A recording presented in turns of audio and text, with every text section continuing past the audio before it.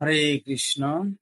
সুধী ভক্ত সজ্জন সবাইকে সুস্বাগতম জানাচ্ছি ভাগবতম অধ্যয়নের আরো একটি সেশনে।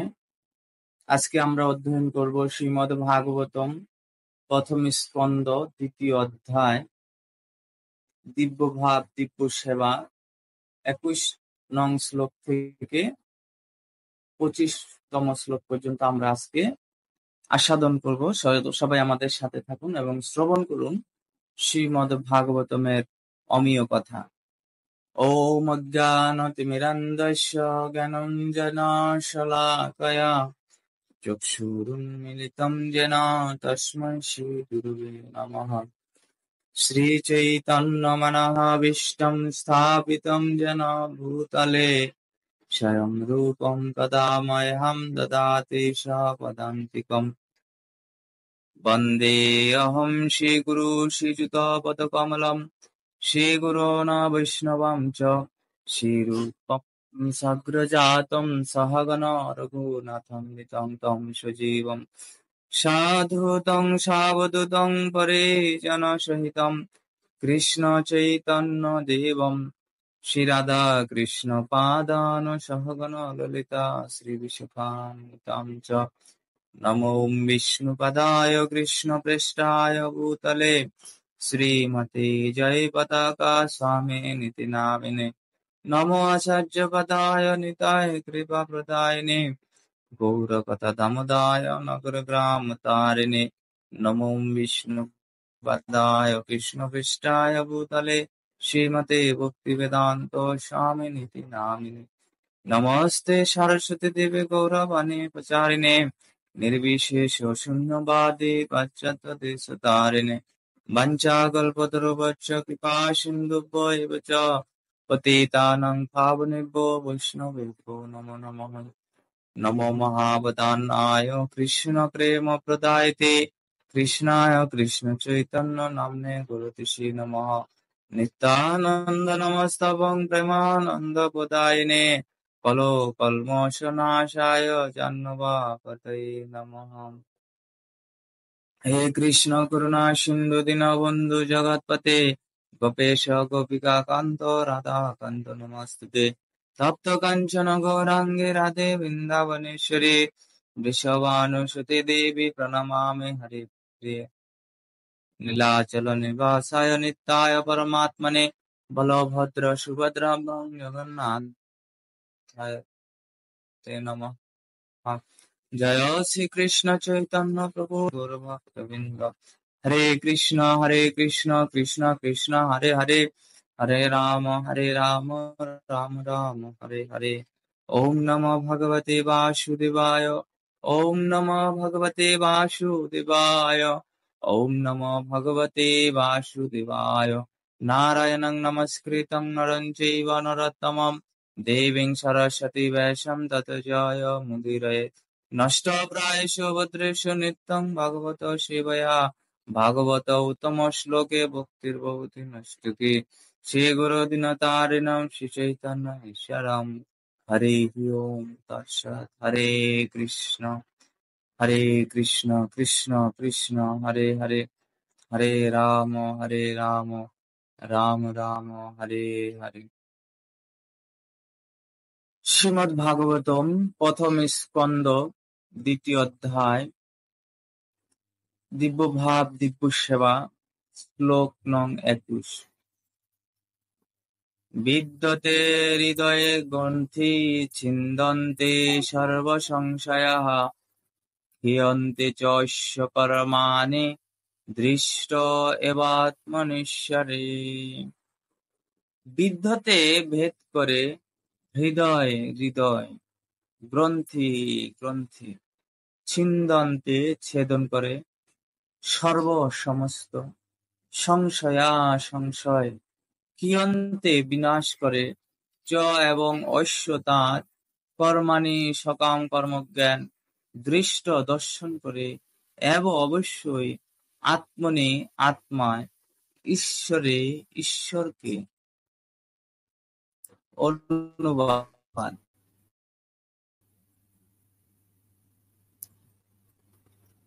আত্মার আত্মা পরমাত্মা ভগবানকে দর্শন হলে হৃদয় গ্রন্থি ছিন্ন হয়, সমস্ত সংশয় দূর হয় এবং সমস্ত কর্মফল ক্ষয় প্রাপ্ত হয়। তাৎপর্য করেছেন আন্তর্জাতিক কৃষ্ণ ভাবনামৃত সংঘ প্রতিষ্ঠাতা আচার্য যুগাচার্য জগৎগুরু শিল প্রভুপাদ। জয় শিল প্রভুপাদ কি জয়। নিতাই গৌর প্রেমানন্দ। ভগবত তত্ত্ব বিজ্ঞান লাভ হলে সেই সঙ্গে আত্মাকেও দর্শন হয়। চিন্ময় আত্মারূপে জীবের পরিচিতি সম্বন্ধে অনেক কল্পনা এবং সন্দেহ রয়েছে। জড়বাদীরা আত্মার অস্তিত্বে বিশ্বাস করে না, আর জ্ঞানীরা মনে করে যে নির্বিশেষ নিরাকার অদ্বয় ব্রহ্ম থেকে আত্মা অভিন্ন। তারা আত্মার স্বাতন্ত্র্যে বিশ্বাস করে না, কিন্তু যারা তত্ত্বদ্রষ্টা তারা বলেন যে আত্মা এবং পরমাত্মা দুটি ভিন্ন সত্তা। তারা গুণগতভাবে এক, কিন্তু আয়তনগতভাবে ভিন্ন।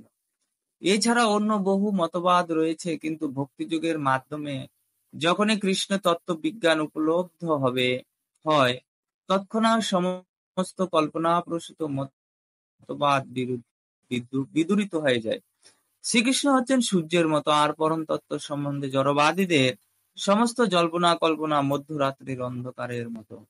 হৃদয়াকাশে যখন কৃষ্ণ সূর্যের উদয় হয়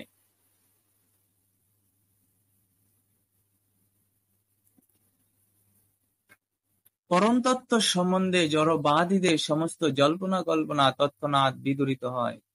সূর্যের উদয়ে যেমন অন্ধকার থাকতে পারে না, তেমনি অজ্ঞানের গভীর অন্ধকারে লুকিয়ে থাকে যে সমস্ত আপেক্ষিক সত্য, তা পরমাত্মা রূপে সকলের হৃদয়ে বিরাজমান শ্রীকৃষ্ণের কৃপায় প্রকাশিত হয়ে পড়ে। ভগবদ গীতার 10ম অধ্যায়ের 11 শ্লোকে ভগবান বলেছেন যে তার শুদ্ধ ভক্তদের প্রতি তার বিশেষ কৃপা প্রদর্শন করে তিনি তাদের হৃদয়ে বিশুদ্ধ জ্ঞানের আলোকবর্তিকা জ্বালিয়ে তাদের হৃদয়ে সংশয়রূপী সমস্ত অন্ধকার বিদূরিত করেন। তাই যেহেতু তিনি নিজেই তার ভক্তদের হৃদয়কে আলোকিত করেন, তাই তার সেবাপরায়ণ ভক্তের অজ্ঞানের অন্ধকারে পড়ে থাকার কোনো প্রশ্নই ওঠে না। তিনি পরম সত্য আপেক্ষিক সত্য সম্বন্ধে সবকিছু অবগত হন। ভক্ত কখনোই অজ্ঞানের অন্ধকারে আচ্ছন্ন থাকতে পারেন না, এবং যেহেতু ভগবান নিজে তাকে জ্ঞান দান করেন, তাই তার জ্ঞান অবশ্যই পূর্ণ। কিন্তু যারা তাদের সীমিত জ্ঞানের মাধ্যমে অসীম এবং অনন্ত পরম তত্ত্বকে জানবার জন্য জল্পনা কল্পনা করে, তারা কোনোদিনই তাকে জানতে পারে না। যথার্থ জ্ঞানকে বলা হয় পরম্পরা, অর্থাৎ যে জ্ঞান শ্রদ্ধা সমন্বিত শরণাগতির মাধ্যমে গুরু শিষ্য পরম্পরায় অবরোহপন্থায় লাভ হয়। পরমেশ্বর ভগবানের পরম ঈশ্বরত্ব অস্বীকার করে তাকে কখনো জানা যায় না। এই ধরনের অবিশ্বাসীদের কাছে তিনি কখনো নিজেকে প্রকাশ করেন না। একটি আগুনের স্ফুলিঙ্গ যেমন আগুন থেকে বেরিয়ে এলেই তার দহন শক্তি হারিয়ে ভস্মে পরিণত হয়, ঠিক তেমনি অনুসর্যী জীব পরমেশ্বর ভগবানের থেকে বিচ্ছিন্ন হয়ে পড়লে মায়ার কবলিত হয়।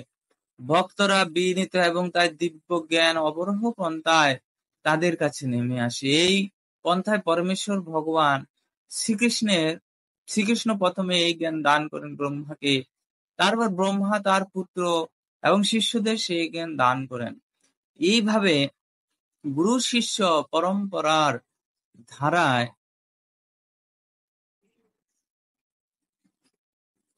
এই জ্ঞান প্রবাহিত হয়। পরমাত্মা রূপে ভক্তের হৃদয়ে থেকে ভগবান তাকে এই জ্ঞান লাভ করতে সাহায্য করেন। এটি হচ্ছে পারমার্থিক জ্ঞান লাভের যথার্থ পন্থা। এই জ্ঞানের প্রভাবে ভক্ত চেতন আত্মা এবং জড় পদার্থের মধ্যে পার্থক্য নিরূপণ করতে সম্পূর্ণভাবে সমর্থ হন। কেননা যে গ্রন্থির দ্বারা চেতন আত্মা এবং জড় পদার্থ আবদ্ধ ছিল, ভগবান স্বয়ং তা ছেদন করেন। এই গ্রন্থটিকে বলা হয় অহংকার, এবং তার ফলে জীব মোহাচ্ছন্ন হয়ে জড় উপাদানের সমন্বয়ে গঠিত তার দেহকে তার স্বরূপ বলে মনে করে। যখন এই গ্রন্থি ছিন্ন হয়, তখন সমস্ত সংশয় বিদূরিত হয়। তখন জীব তার প্রভুকে দর্শন করতে পারে এবং সর্বতভাবে তার অপাকৃত প্রেমময়ী সেবায় যুক্ত হয়। তখন তার সমস্ত কর্মবন্ধন ছিন্ন হয়। জড়জগতে জীব নিজেকে তার কর্মের ভোক্তা বলে মনে করে জন্ম জন্মান্তরে তার পাপ এবং পুণ্য কর্মের ফল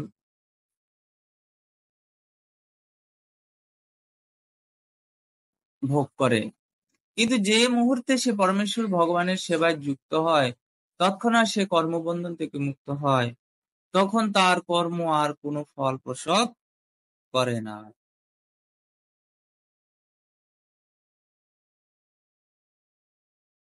হরে কৃষ্ণ।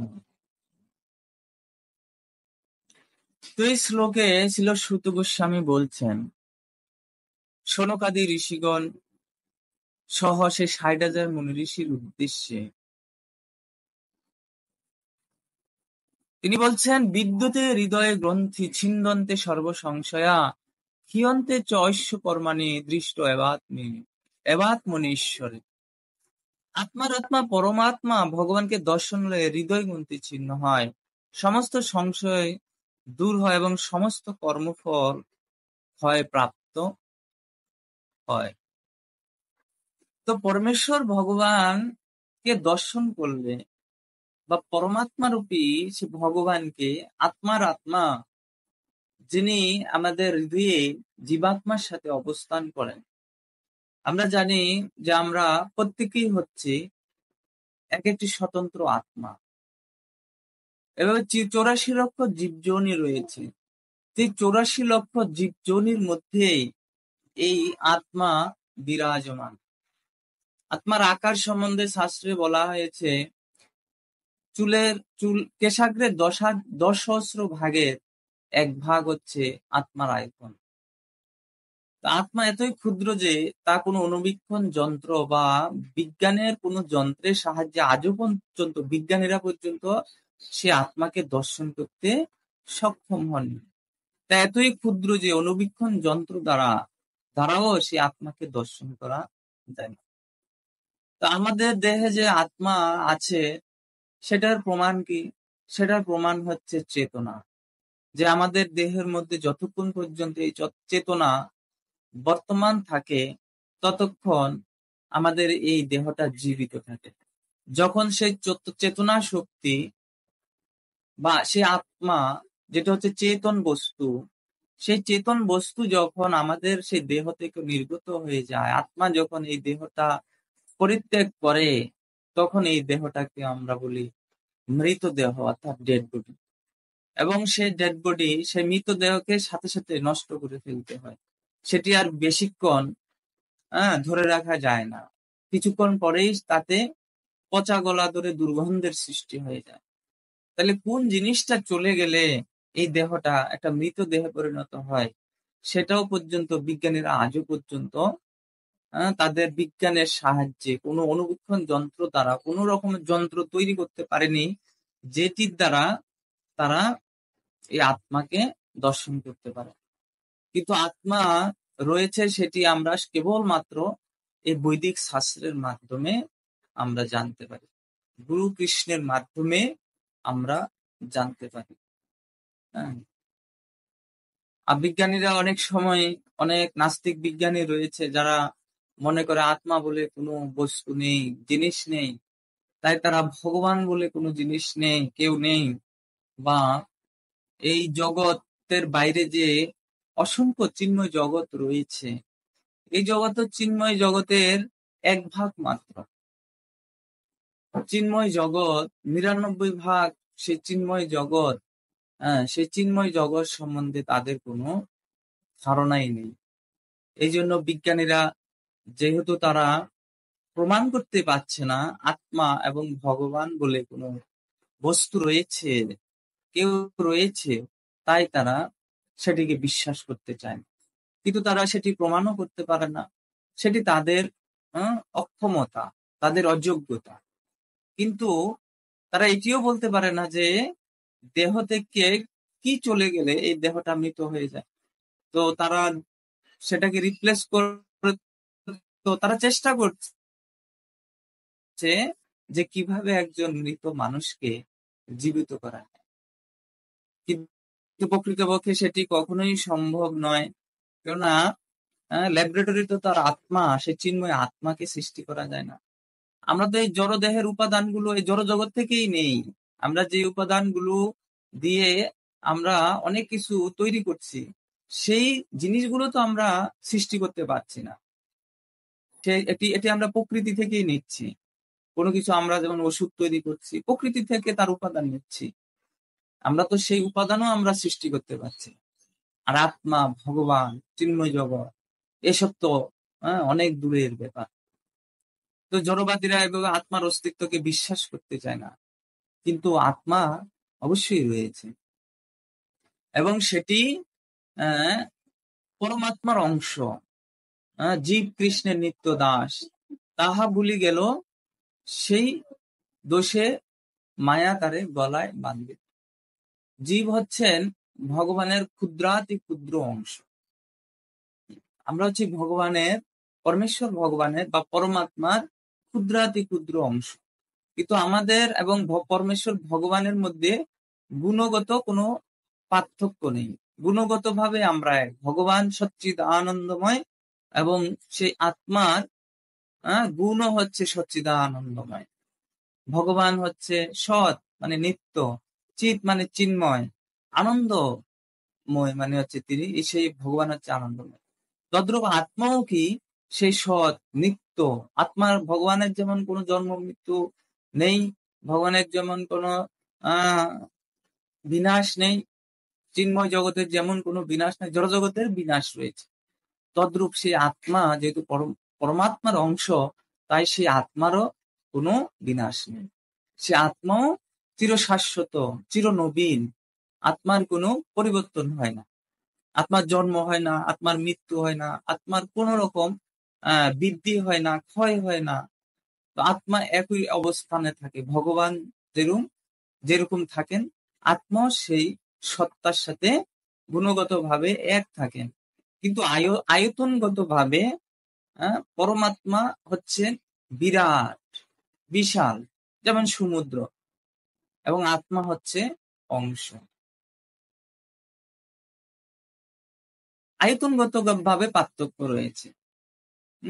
কৃষ্ণ হচ্ছেন বিশাল, সমুদ্রের মতো। তো সমুদ্রের থেকে যদি আমরা এক গ্লাস জল আলাদা করে নেই, তাহলে গুণগতভাবে সমুদ্রের জলের সাথে সে এক গ্লাস জলের কোনো পার্থক্য থাকবে না। সমুদ্রের জলে জল থাকবে, লবণ থাকবে, কিছু যৌগ থাকবে, সেগুলো যেমন গুণগতভাবে এক থাকবে, কিন্তু আয়তনগতভাবে বিশাল পার্থক্য থাকবে। কেননা আত্মা হচ্ছে সে এক গ্লাস জল মানে হচ্ছে ক্ষুদ্র পরিমাণ জল, সেটাকে মাপা যাবে, সেটাকে একটা যে পাত্রে নেওয়া হয়েছে সেই পাত্রের আকারটা ধারণ করছে, তাই না? কিন্তু সমুদ্রের জল কি মাপা যাবে? সমুদ্রের জল কখনো মাপা যাবে না, এবং সেটার আয়তন নির্ধারণ করা যাবে না। এখানেই হচ্ছে পার্থক্য। আত্মা হচ্ছে ক্ষুদ্র, এবং সেটা যেই 84 লক্ষ জীবজনের মধ্যে যেই দেহে সেটা অবস্থান করে, সেই দেহটাকে তারা ধারণ করছে। কিন্তু এটার আত্মার কোনো ক্ষয় বৃদ্ধি হয় না, কিন্তু দেহটার কি হয়? দেহটার জন্ম হয়, 6টা পরিবর্তন হয়। জন্ম হয়, তার মৃত্যু হয়, বৃদ্ধি হয়, তারপরে তো সে বংশ বিস্তার করে, সন্তান সন্ততি উৎপাদন করে, তারপরে ক্ষয় হয়, এবং এক সময় সেই দেহটার মৃত্যু হয়।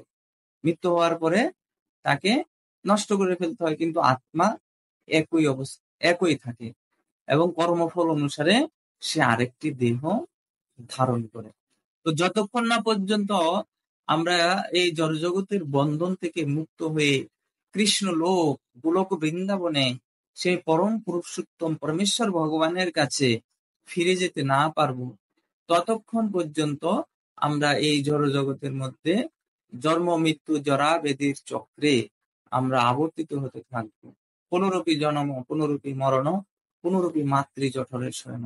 এভাবে বারবার জন্মগ্রহণ, মৃত্যু বরণের মাধ্যমে আমাদেরকে আসা যাওয়া করতে হবে, এবং জন্ম মৃত্যু জরা ব্যাধির চক্রে আবর্তিত হয়ে জন্ম জন্মান্তর কষ্ট ভোগ করতে হবে। তাই বুদ্ধিমান লোকেরা কি করবে?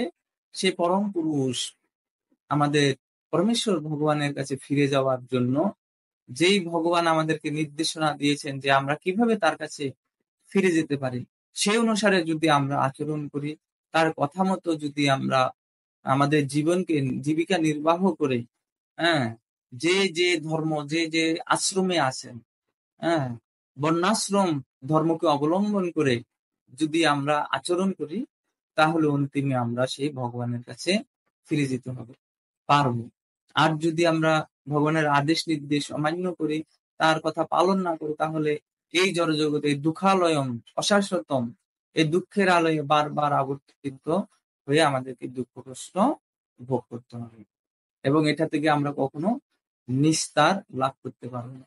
এই জড়জগৎকে আমরা মনে করছি এখানে আমরা নিত্যকাল থাকবো, ঘর বাড়ি তৈরি করছি, আত্মীয় স্বজন আহ আত্মীয় স্বজনের যত্ন নিচ্ছি, এই দেহটাকে প্রযত্ন করছি, সবকিছু লেখাপড়া করছি, কত কিছু করছি, কিন্তু মৃত্যু এসে আমাদের সমস্ত প্রচেষ্টাকে ব্যর্থ করে দেবে।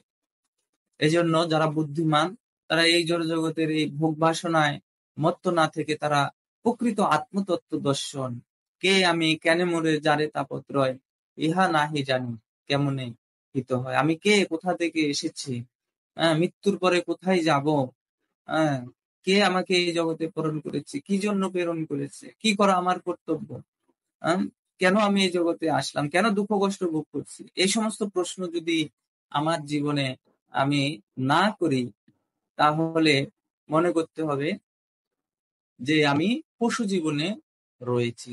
পশুরা জিজ্ঞাসা করতে পারে না, তারা বলতে পারে না কেন আমি পশু হয়েছি, কেন আমি দুঃখ কষ্ট ভোগ করছি, কিন্তু মানুষ সৃষ্টির সেরা জীব, তারা জিজ্ঞাসা করতে পারে, তারা প্রশ্ন করতে পারে।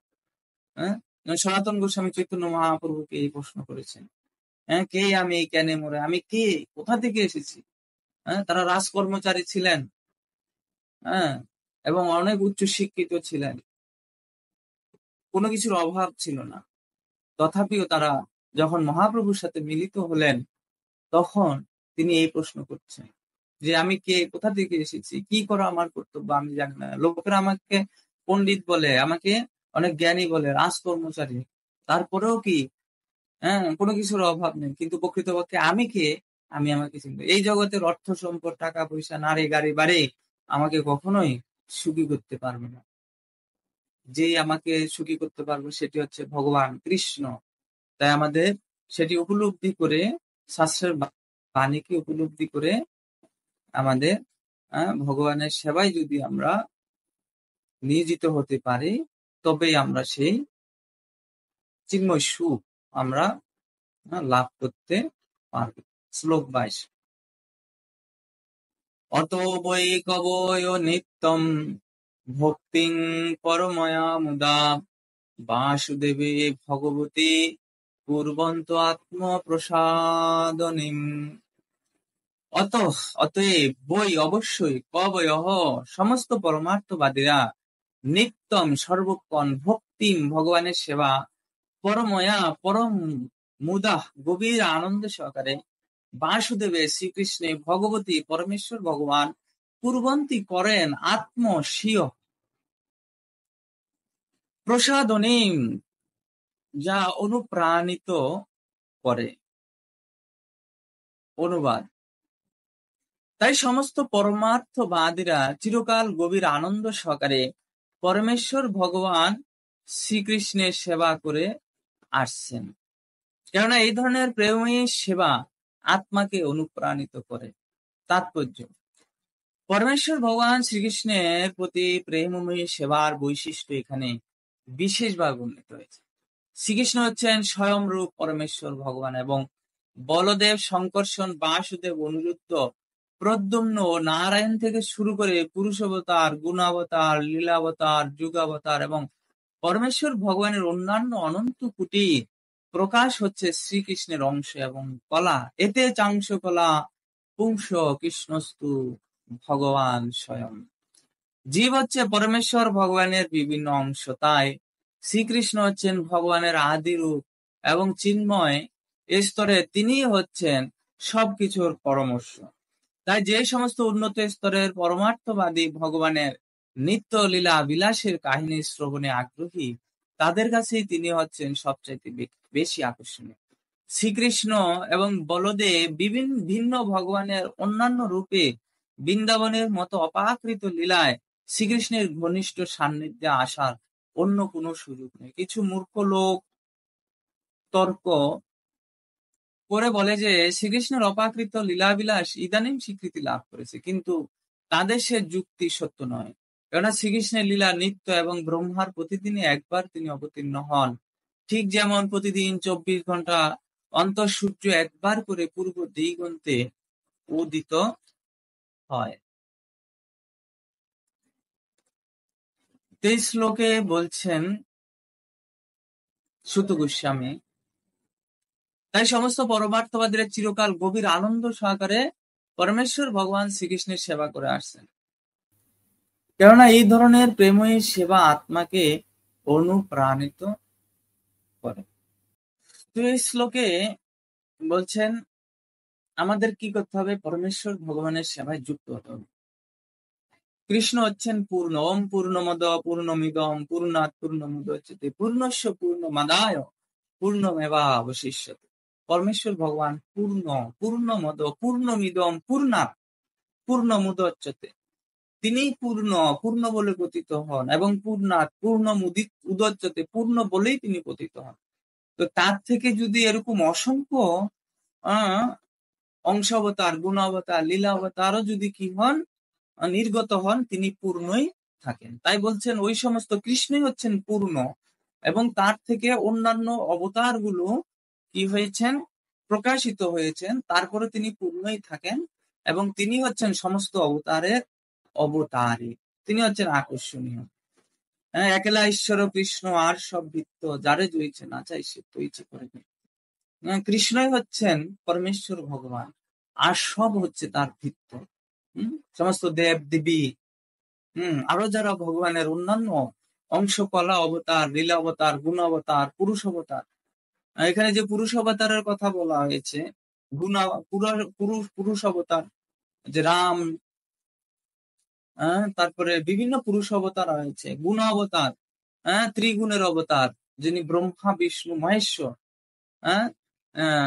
বিষ্ণু হচ্ছেন সত্যগুণের অবতার, ব্রহ্মা হচ্ছেন রজগুণের অবতার, তারপরে শিব হচ্ছেন, মহাদেব হচ্ছেন তমগুণের অবতার। এভাবে গুণ অবতার, লীলা অবতার, ভগবানের বিভিন্ন লীলা অবতার রয়েছে। রাম, নৃসিংহ, প্রহ্লাদ, বিভিন্ন বামন, এভাবে ভগবানের লীলা অবতার গুলো, যুগ অবতার, যুগে যুগে যে সমস্ত অবতার গুলো অবতীর্ণ হন, সেগুলো হচ্ছে যুগ অবতার। এভাবে ভগবানের অনন্ত কোটি প্রকাশের মাধ্যমে তিনি যুগে যুগে অবতীর্ণ হয়ে বলছেন, কৃষ্ণ গীতায় বলছেন যে আমি সাধুদের রক্ষা করি, এবং অসাধু যারা অসু তাদের বিনাশ করি, এবং ধর্মকে সংস্থাপন করার জন্য তিনি আসেন। কিন্তু পরমেশ্বর ভগবান তিনি সব সময় আসেন না, তিনি ব্রহ্মার একদিনে একবার আসেন। তো ব্রহ্মার একদিনে আমাদের এই জড়জগতে 86,40,40,86,40,00,000 বছর অতিবাহিত হয়। ব্রহ্মার 24 ঘন্টায় আমাদের 86,40,00,000 বছর অতিবাহিত হয় ব্রহ্মার একদিনে। তো ব্রহ্মার একদিনে কৃষ্ণ একবার এই জগতে এসে লীলাবিলাস করেন। আর সত্য, ত্রেতা, দাপর, কলি এরকম 28 বার অতিবাহিত হলে 28তম দাপরে এই কৃষ্ণ এই জগতে আছেন। চৈতন্য চরিতামৃতে বর্ণনা আছে। সত্যদেব, ত্রেতা, দাপর, কলি। কলিযুগের আয়ু হচ্ছে 4,32,000 বছর। দাপর যুগের আয়ু হচ্ছে 8,64,000 বছর। ত্রেতা যুগের আয়ু হচ্ছে 12,96,000 বছর, এবং সত্য যুগের আয়ু হচ্ছে 17,28,000 বছর। এই সবগুলোকে যোগ করলে এভাবে 28 বার অতিবাহিত হওয়ার পরে কৃষ্ণ একবার আসে। 28তম সেই দাপরে, কলির আগে যে দাপর আসে, সেই দাপরে কৃষ্ণ স্বয়ং এই জগতে এসে লীলাবিলাস করেন। তো আমরা অত্যন্ত ভাগ্যবান, এবং যেই কলিতে চৈতন্য মহাপ্রভু আসেন তার আগে দাপরে কৃষ্ণ আসেন। তো এখন কলিযুগ চলছে। এই কলিযুগে মহাপ্রভু এসেছেন রাধা কৃষ্ণের মিলিত রূপ, শ্রীকৃষ্ণ চৈতন্য, রাধা কৃষ্ণ মহেন্দ্র।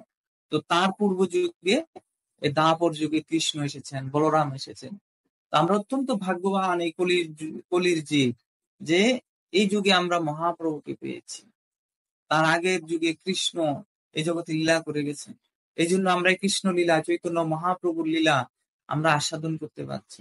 অন্যান্য যুগে, সত্য যুগে, ত্রেতা যুগেও মানুষ এই কৃষ্ণ লীলা আস্বাদন করতে পারেনি। মহাপ্রভুর লীলা আস্বাদন করতে পারেনি। আমরা কত ভাগ্যবান যে আমরা কৃষ্ণ লীলা আস্বাদন করছি, রামলীলা আস্বাদন করছি, চৈতন্য মহাপ্রভুর লীলাও আমরা আস্বাদন করতে পারছি। এই জন্য এই কলিযুগ হচ্ছে ধন্য কলিযুগ। এই কলিযুগে যারা আবির্ভূত এসেছেন, জন্মগ্রহণ করেছেন, তারা অত্যন্ত ভাগ্যবান। কিন্তু আমরা এতই দুর্ভাগা যে আমরা এই সুবর্ণ সুযোগ লাভ করেও আমরা আমাদের এই মনুষ্য জন্মটাকে আমরা হেলায়, সবকিছু অবহেলায় আমরা আমাদের এই জীবনটাকে নষ্ট করে ফেলছি। তো পরবর্তী জন্মে আমি আর সেই সুযোগ পাবো কিনা, সেটি ভগবান জানেন। তাই উচিত আমাদের এটিকে উপলব্ধি করা যে এই মনুষ্য দেহ লাভ করেছি, সেটিকে ভগবত সেবায়, কৃষ্ণ সেবায় উপযোগ করার উচিত। বুদ্ধিমান লোকেরা তাই করেন, সাধু সন্তরা তাই করেন। এতে করেই সে জড় জগতের বন্ধন থেকে মুক্ত হয়ে, দুঃখালয় অশাশ্বত জগৎ থেকে মুক্ত হয়ে সে সেই কৃষ্ণ লোক, চিন্ময় লোক, যেখানে আনন্দ লোক, যেখানে কৃষ্ণ লীলাবিলাস করেন, আমরা সেখানে গিয়ে ভগবানের সাথে নিত্য সেবায়, নিত্য লীলায় যুক্ত হয়ে সর্বদা আনন্দময় জীবন লাভ করতে পারি। তাহলে কেন আমরা এই মৃত্যু লোকে থেকে আমরা সেই মৃত্যু লোকের বিষয়ের প্রতি আমরা আকৃষ্ট হবে? কেন আমরা কৃষ্ণের প্রতি আকৃষ্ট হব না? কোন মূর্খ আছে যে কৃষ্ণের প্রতি আকৃষ্ট হবে না? যারা হচ্ছেন না, হয় না, তারা বাস্তবিক পক্ষে একজন মহামূর্খ। মূর্খ ছাড়া কিছু না, শাস্ত্র অনুসারে। তারা এই জড়জগতের চাকচিক্যের মোহে মোহিত হয়ে বিভিন্ন সিনেমা, গান, জাগতিক নাটক, সিনেমা এইসবের দ্বারা মোহিত হয়ে, বিভিন্ন গ্যাজেট, বিভিন্ন মাধ্যমে মোহিত হয়ে আমরা কি করছি, আমার এই জীবনটাকে আমি নষ্ট করে ফেলেছি। সেই জন্য আমাদের এই শাস্ত্র অধ্যয়ন করা উচিত, উপলব্ধি করা উচিত। এই শাস্ত্র তারাই পাঠ করবে যারা বুদ্ধিমান, যারা জীবনের অর্থ বুঝেন। ভাগবতে বলছে না যে যারা বুদ্ধিমান মানুষ, আপনারা সবাই বিবেচনা করুন, আপনারা এই ভাগবত পাঠ করুন। বুদ্ধিমান শ্রেণীর জন্য এই ভাগবত গ্রন্থ। আর যারা মূর্খ, তারা মূর্খই থেকে যাবে। তারা এই জড়জগতের চাকচিক্যের মধ্যে ডুবে থেকে তাদের এই মহামূল্যবান মনুষ্য জন্মটাকেই তারা হারিয়ে ফেলবে। হরে কৃষ্ণ। শ্লোক 23। সত্যম রজস্তমইতি প্রকৃতে গুণাস্তে যুক্তং পরঃ পুরুষ একই হাস্য দত্তে স্থিতাদয়ে হরিবিরিঞ্চি হরেতি সংজ্ঞায়াঃ শ্রেয়াংসি তত্র খলু সত্য তনোর্নিনাংশুঃ। সত্যম সত্যগুণ, রজঃ রজগুণ, তমঃ তমগুণ, ইতি এইভাবে প্রকৃতেহি জড়া প্রকৃতির গুণাঃ গুণত্রয় তৈঃ তাহাদের দ্বারা যুক্ত পরঃ দিব্য পুরুষঃ পরম পুরুষ একঃ এক ইহাস্য এই জড় জগতে দত্তে ধারণ করে স্থিতি আদয়ে সৃষ্টি, স্থিতি এবং বিনাশ ইত্যাদির জন্য হরি পরমেশ্বর ভগবান, বিষ্ণু, বিরিঞ্চি ব্রহ্মা, হর মহাদেব ইতি এই রূপ সংজ্ঞা বিভিন্ন রূপ শ্রেয়াংসী আত্যন্তিক লাভ তত্র তার মধ্যে খলু অবশ্যই সত্য সত্যগুণ তন রূপ নৃণাম মানুষদের সুপ্রাপ্ত হয়।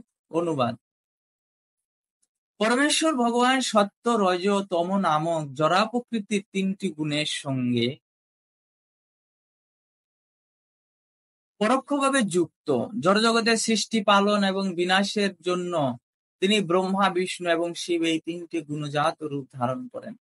এই তিনটি রূপের মধ্যে সমস্ত মানুষই সত্য গুণজাত রূপ বিষ্ণুর থেকে আত্যন্তিক মঙ্গল লাভ করতে পারেন। তাৎপর্য: ভক্তি যে কেবল পরমেশ্বর ভগবান এবং তার অংশ প্রকাশদেরই উদ্দেশ্যে সাধিত হওয়া উচিত তা পূর্বে বিশ্লেষণ করা হয়েছে। ভগবান শ্রীকৃষ্ণ এবং তার সমস্ত অংশ প্রকাশ হচ্ছেন বিষ্ণু তত্ত্ব বা ভগবত তত্ত্ব। শ্রীকৃষ্ণের দ্বিতীয় প্রকাশ হচ্ছেন বলদেব। বলদেব থেকে সংকর্ষণ, সংকর্ষণ থেকে নারায়ণ, নারায়ণ থেকে দ্বিতীয় সংকর্ষণ, এবং এই সংকর্ষণ থেকে পুরুষ অবতার বিষ্ণু। বিষ্ণু অথবা এই জড় জগতের সত্য গুণাবতার হচ্ছেন ক্ষীরোদকশায়ী বিষ্ণুরূপী পুরুষ অবতার বা পরমাত্মা। ব্রহ্মা হচ্ছেন রজগুণের বিগ্রহ এবং শিব হচ্ছেন তমগুণের বিগ্রহ। এই তিনজন হচ্ছেন জড়জগতের তিনটি গুণের ঈশ্বর। জড়জগতের সৃষ্টি হয় ব্রহ্মার দ্বারা রজগুণের প্রভাবে, তার পালন হয় সত্যগুণে বিষ্ণুর দ্বারা, এবং তারপর যখন তা বিনাশ করার প্রয়োজন হয় তখন শিব তার তাণ্ডব নৃত্যের মাধ্যমে তা সাধন করেন।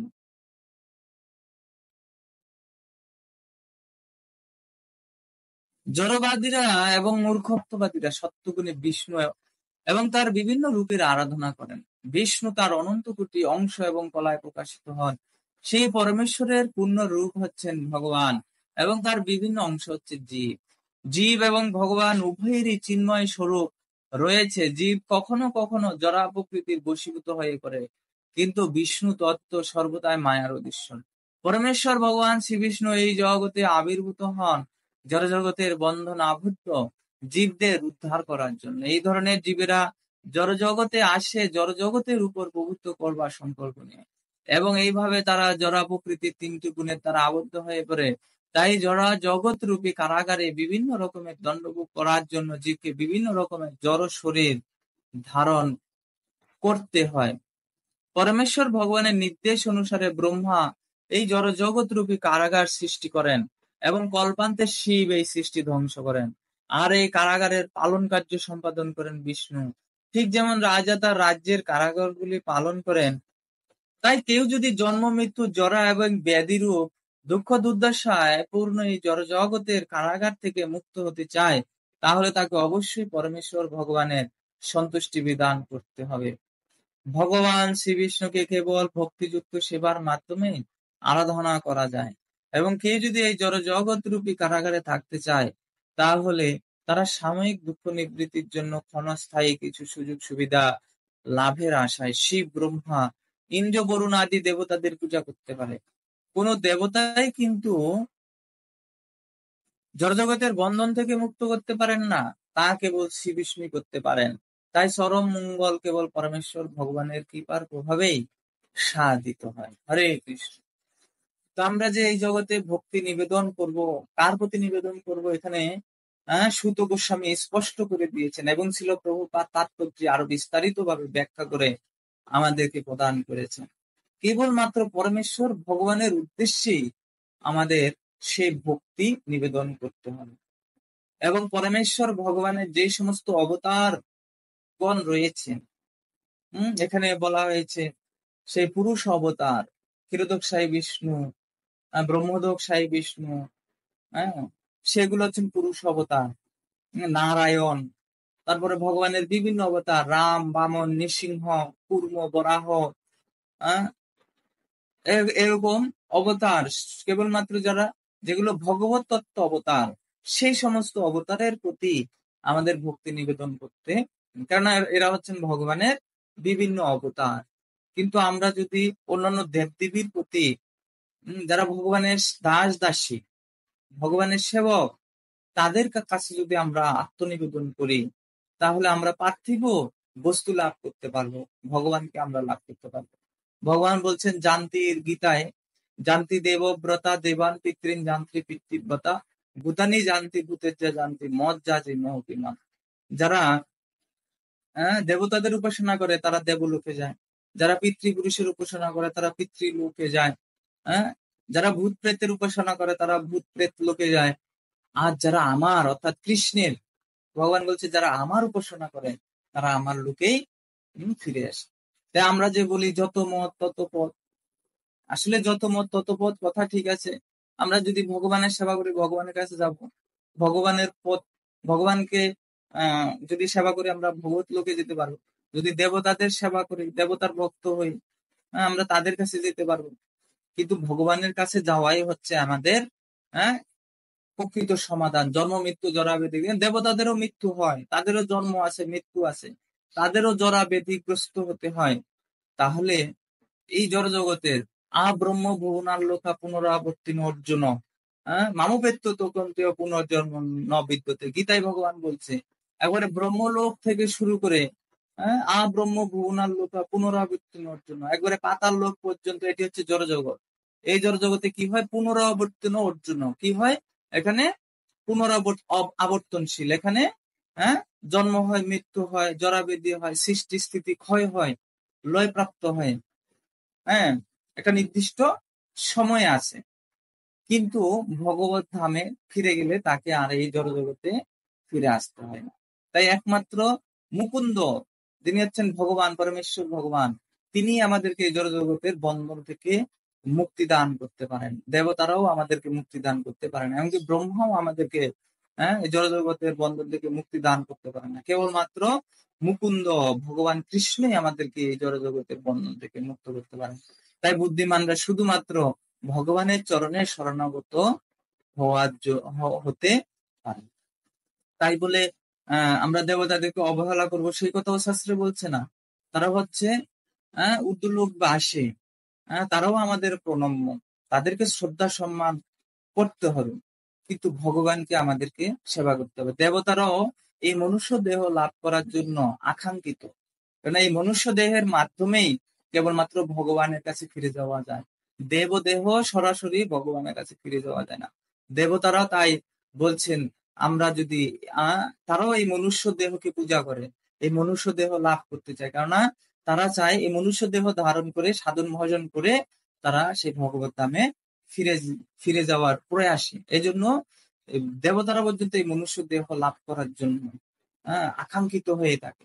তো আমরা সেই মনুষ্য জন্ম লাভ করেছি, আর এই মনুষ্য জন্ম লাভ করে যদি আবার আমরা অবহেলা করি, তাহলে আবার পুনরায় আমাকে সেই 84 লক্ষ জনিতে ফিরে যেতে হবে, আবার এই জন্ম মৃত্যুর চক্রে আমাকে ঘুরপাক খেতে হবে। হরে কৃষ্ণ। শ্লোক 24। পার্থিবাদারুণ ধূমস্তস্মাদগ্নিস্ত্রয়ীময়ঃ তমসস্তু রজতস্মাৎ সত্যং যৎ ব্রহ্ম দর্শনম। পার্থিবাদ মাটি থেকে, দারুণ কাঠ, ধূমঃ ধূম, তস্মাৎ তা থেকে, অগ্নিহি আগুন, ত্রয়ী বৈদিক যজ্ঞ, ময়ঃ তৈরি হয়, তমসহ তমগুণে, তু কিন্তু, রজঃ রজগুণে, তস্মাৎ তা থেকে, সত্যম সত্যগুণে, ইয়ৎ যা, ব্রহ্ম পরম তত্ত্ব, দর্শনম উপলব্ধি। অনুবাদ: কাঠ হচ্ছে মৃত্তিকার বিকার, কিন্তু ধোঁয়া কাঠ থেকে শ্রেয়, আর অগ্নি তার থেকেও শ্রেয়, কেননা অগ্নির দ্বারা বৈদিক যজ্ঞের মাধ্যমে উচ্চতর জ্ঞান লাভ করা যায়। তেমনি রজগুণ তমগুণ অপেক্ষা শ্রেয়, কিন্তু সত্যগুণ সর্বশ্রেষ্ঠ, কেননা সত্যগুণের দ্বারা আমরা পরম সত্যকে উপলব্ধি করতে পারি। তাৎপর্য: পূর্বে বিশ্লেষণ করা হয়েছে যে পরমেশ্বর ভগবানের প্রেমী সেবার দ্বারা জীব জড় জগতের বন্ধন থেকে মুক্ত হতে পারে। এখন আরো বিস্তারিতভাবে বোঝানো হচ্ছে যে ভগবত ভক্তির অনুশীলন করার যোগ্যতা অর্জন করার জন্য প্রথমে সত্যগুণের স্তরে উন্নীত হতে হবে, কিন্তু উন্নতির পথে যদি কোনো বাধা আসে, তবে যে কেউ সদ্গুরুর সুদক্ষ পরিচালনায় এমনকি তমগুণের স্তর থেকে সত্যগুণে উন্নীত হতে পারে।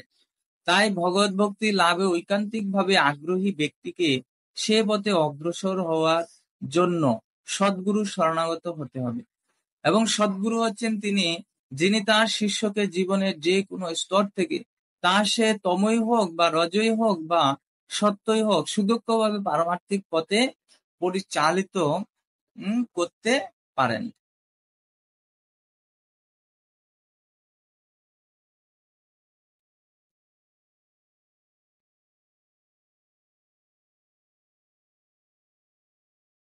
তাই কেউ যদি মনে করে যে পরমেশ্বর ভগবানের যে কোনো রূপের পূজা করলে তার ফল একই হবে, তা হলে সে ভুল করবে। বিষ্ণু তত্ত্ব ছাড়া অন্যান্য সমস্ত রূপই জড় প্রকৃতির গুণের প্রভাবে প্রকাশিত, এবং তাই জড় প্রকৃতিজাত রূপগুলি মানুষকে সত্যগুণের স্তরে উন্নীত হতে সাহায্য করতে পারে না। অথচ জড় জগতের বন্ধন মুক্ত হতে হলে সত্যগুণ অধিষ্ঠিত হওয়া একান্ত প্রয়োজন। অসভ্য জীবন অথবা নিম্ন স্তরের পশু জীবন তমগুণের দ্বারা প্রভাবিত।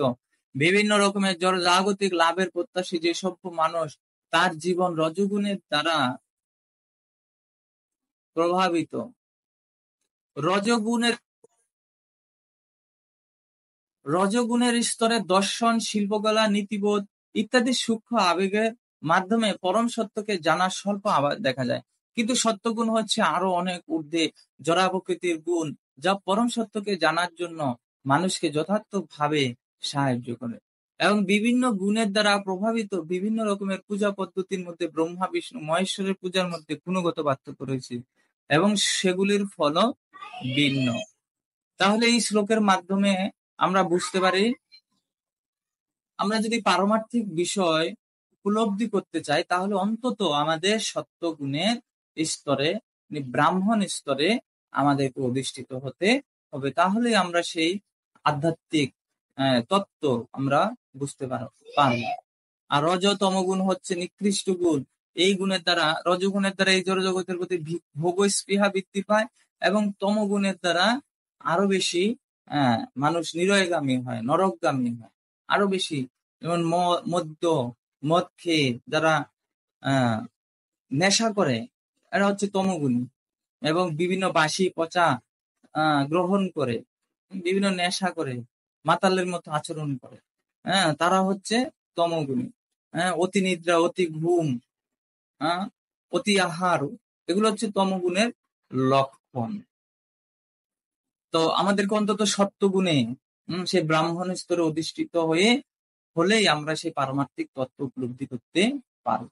শ্লোক 25 এবং এই শ্লোকটি পাঠ করে আমরা আজকে বিশ্রাম রাখব।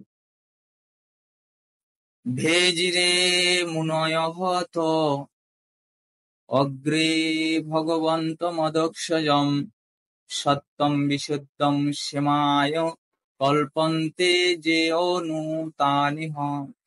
ভেজিরে সেবা করে মুনয় ঋষিরা অথ এইভাবে অগ্রে পূর্বে ভগবন্তম পরমেশ্বর ভগবানকে অদক্ষজম ইন্দ্রিয়জাত জ্ঞানের অতীত, সত্যম অস্তিত্ব, বিশুদ্ধম জড়া প্রকৃতির 3টি গুণের অতীত, সেমায় আত্যন্তিক লাভের জন্য কল্পন্তে যোগ্যতা যে যারা অনুসরণ তান তারা ইহ এই জড় জগতে।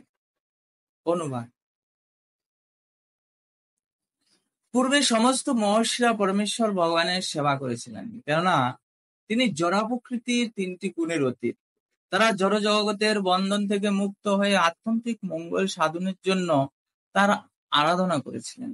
যারা সেই সমস্ত মহাত্মাদের পদাঙ্ক অনুসরণ করেন তারা এই জড় জগতের বন্ধন থেকে মুক্ত হওয়ার যোগ্যতা অর্জন করেন। তাৎপর্য করেছেন জগৎগুরু শিল প্রভুপাদ। জয় শিল প্রভুপাদ। জড় জাগতিক বিষয় লাভ এবং জড় চেতনের পার্থক্য নিরূপণকারী জ্ঞান লাভ ধর্ম আচরণের উদ্দেশ্য নয়। ধর্ম আচরণের চরম উদ্দেশ্য হচ্ছে জড় জগতের বন্ধন থেকে মুক্ত হয়ে চিন্ময় জগতে, যেখানে পরমেশ্বর ভগবান পরম পুরুষ রূপে বিরাজ করছেন, সেখানে মুক্ত জীবন লাভ করা। তাই ধর্মীয় অনুশাসন হচ্ছে পরমেশ্বর ভগবানের দেওয়া আইন এবং মহাজন বা ভগবানের অনুমোদিত প্রতিনিধি ছাড়া আর কেউ ধর্মের যথার্থ উদ্দেশ্য সম্বন্ধে অবগত নয়। ভগবানের বিশেষ প্রতিনিধি স্বরূপ 12 জন মহাজন রয়েছেন, যারা ধর্মতত্ত্ব সম্বন্ধে যথাযথভাবে অবগত এবং তারা সকলেই ভক্তি করে ভগবানের সেবা করেন। যে সমস্ত মানুষ যথার্থ মঙ্গল সাধনের অভিলাষী, তারা এই মহাজনদের পদাঙ্ক অনুসরণ করে পরম মঙ্গল লাভ করতে পারেন। হরে কৃষ্ণ। তো এই শ্লোকে সুত গোস্বামী বলছেন মুনি ঋষিদের উপলক্ষ করে, পূর্বে সমস্ত মহর্ষিরা পরমেশ্বর ভগবানের সেবা করেছেন, কেননা তিনি জড়া প্রকৃতির 3টি গুণের অতীত। তারা জড়জগতের বন্ধন থেকে মুক্ত হয়ে আত্যন্তিক মঙ্গল সাধনের জন্য তার আরাধনা করেছিলেন। যারা সেই সমস্ত মহাত্মাদের পদাঙ্ক অনুসরণ করেন তারাও এই জড়জগতের বন্ধন থেকে মুক্ত হওয়ার যোগ্যতা অর্জন করেন।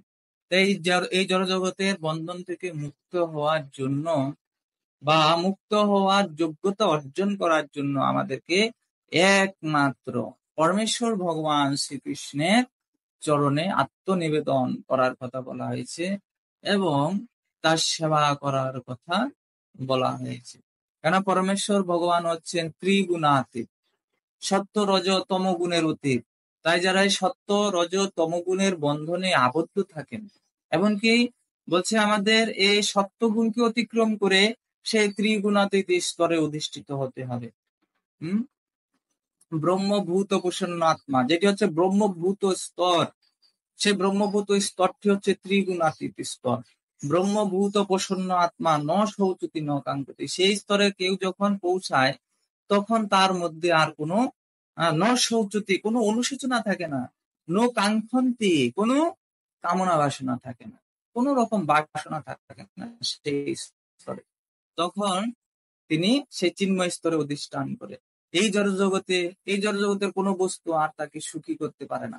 তিনি তখন পরমেশ্বর ভগবানের সেবায় এতই নিমগ্ন হয়ে যান এবং সেই চিন্ময় স্তরে অধিষ্ঠিত হয়ে সেই ভগবত সেবায় নিমগ্ন হয়ে তিনি তার নিজের ভিতর থেকে তিনি আনন্দ লাভ করেন। যতক্ষণ পর্যন্ত না এই ভিতর থেকে, নিজের ভিতর থেকে আনন্দ লাভ করতে না পারবো, এই বাইরের সমস্ত জগতের সবকিছু আমাকে আনন্দ দিতে পারবে না। তাই আমার ভিতর থেকে, মানুষ ভিতর থেকে সুখী নয়, নিজের মন থেকে, নিজের চেতনা থেকে সুখী নয়। এই কারণে মানুষ সুখী হতে পারে না, কারণ আমরা মনে করছি আমাদেরকে সুখী করবে বাইরের সবকিছু, তাই না? এই শিক্ষা, গাড়ি বাড়ি, টাকা পয়সা, সুন্দরী নারী, আত্মীয় স্বজন আমাকে সুখী করবে, কিন্তু প্রকৃতপক্ষে ওই সমস্ত ভোগ বিলাসিতা দিয়ে কেউ সুখী হতে পারে না। তাই বলছে ত্যাগেই প্রকৃত সুখ, আর ভোগে হচ্ছে যত ভোগ তত রোগ।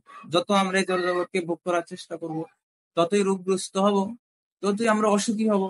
আর যত ত্যাগ করতে পারবো, এই জগতের সাথে যত বেশি আমরা ডিটাচমেন্ট হয়ে ভগবানের সাথে অ্যাটাচমেন্ট হতে পারবো, ততই আমরা সুখী হতে পারবো।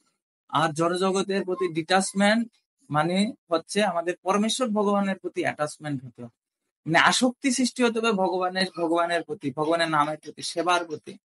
আর এই জগতের প্রতি আমাদের আস্তে আস্তে কি ডিটাচমেন্ট, যেটি হচ্ছে একটি হচ্ছে আরোহ পন্থা, আর একটি হচ্ছে একটা হচ্ছে প্রবৃত্তি মার্গ। এই জগৎকে ভোগটা হচ্ছে প্রবৃত্তি মার্গ, আর আরেকটা হচ্ছে নিবৃত্তি মার্গ। যত এই জগতের বিষয় আসি থেকে নিজেকে ভগবানের সেবায় যুক্ত হতে পারবো, তো আমরা ভগবানের সেই আত্যন্তিক মঙ্গল আমরা লাভ করতে পারবো। আর ভগবানই, শুধুমাত্র ভগবানের প্রতি আমরা ভক্তি নিবেদন করা উচিত, তাহলেই আমরা সুখী হতে পারবো। হরে কৃষ্ণ কৃষ্ণ কৃষ্ণ হরে হরে, হরে রাম রাম রাম হরে হরে। জয় গ্রন্থরা শ্রীমদ ভাগবতম কি জয়, জগৎ গুরু শিল প্রভুপাদ কি জয়, প্রদীপা মহারাজ কি জয়, গৌর প্রেমানন্দ। হরে হরে বল। তো আপনারা শ্রবণ করবেন এবং বিভিন্ন গ্রুপে আপনার টাইম লাইনে শেয়ার করে দিবেন, এবং আলোচনার প্রেক্ষিতে কোনো প্রশ্ন থাকলে অবশ্যই আপনারা কমেন্ট বক্সে প্রশ্ন করে জানিয়ে দিতে পারেন, আমরা আপনার প্রশ্নের উত্তর দেওয়ার চেষ্টা করব। শ্রবণ করুন এবং নিজের জীবনে প্রয়োগ করে আপনার জীবনটাকে আনন্দময় করে তুলুন। হরে কৃষ্ণ মহামন্ত্র জপ করুন এবং সুখী হন। হরে কৃষ্ণ। সবাইকে অসংখ্য ধন্যবাদ। Subscribe, share, comment, like.